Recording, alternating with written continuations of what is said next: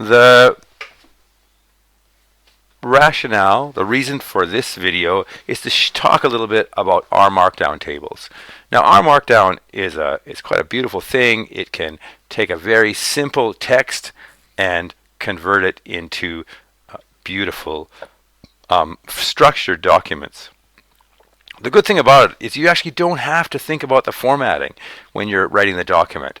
The formatting is taken care of for you. All you do is you put a little symbol and you say, this is what I want it to look like. This is the structure that I want. And then I can get that structure back in the output. I don't have to think about how it's going to be formatted. Also, then it's very standard. If I'm going to say it's a heading 1 level, it's always going to be heading 1. So we can say things like put a hash sign, heading 1, very important. We can put 2 hash signs, heading 2, less important,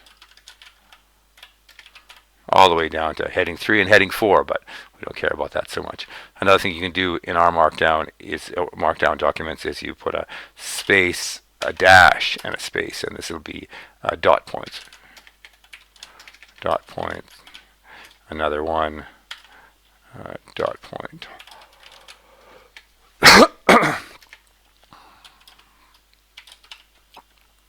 And the final thing is numbered lists, so a space, a number, a bracket, numbered.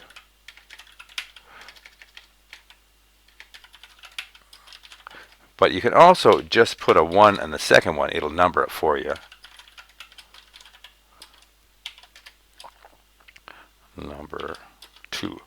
Great. So if we run that, we get dot points, and we'll show you all that in a little bit. But the thing I really wanted to show you was tables. So tables are a bit odd. They're a bar and then some text, and then another bar and then some text. And if you want that to be a header, you'll need a bar and then a couple hashes and then a bar and some hashes, dashes. And it's it's ugly, and I think in the original document 10035, I had a table in there, but it was just quite ugly.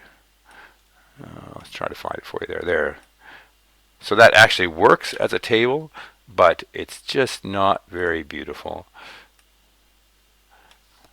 And you'll see that when I knit that to PDF, it does actually work, or knit it to HTML.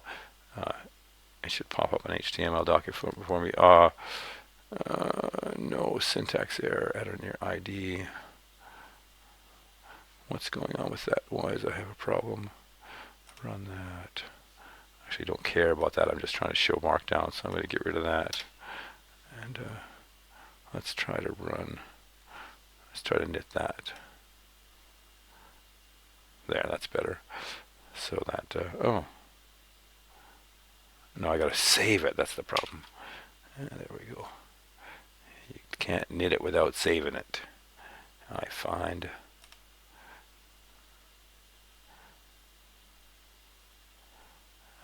Did that work? There we go. Did it work? What did it do with it? Oh, there it is. Yeah, there, put it right there. Great. So it's got dot points. It's got numbered list. It's got some headings. It's got the title at the top, and it's got a table. So the table's okay. It does the right thing, but it's kind of ugly in the RStudio. So I found some useful little tool to fix that up.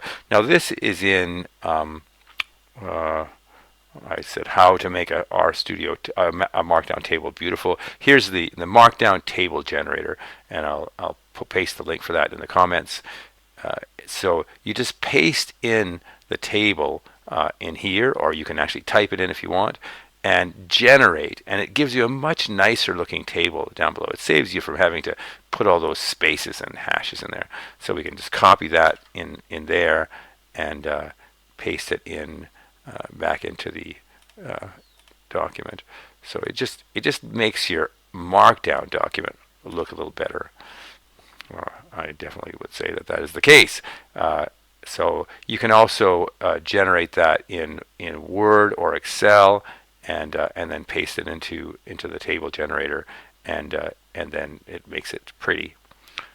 So I'll remember to paste that link in. So things you can do with R Markdown.